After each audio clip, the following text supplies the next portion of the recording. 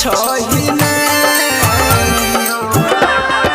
देख के मिलई रहो चैन अब चोराबै छहिना लहरियो उठैना गे लहरियो उठैना कि हमरा उठै छौ दरदियो गे हरदियो लागै छौ कि हमरा उठै छौ दरदियो गे हरदियो लागै छौ। Radhika recording studio Saharsa. Music by Shashi Bhushan Snehi.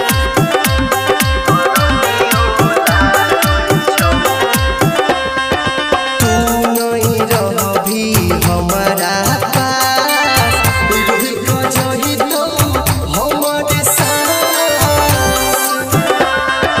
तू नहीं रहबी हमारा पास रुक जही तो हमर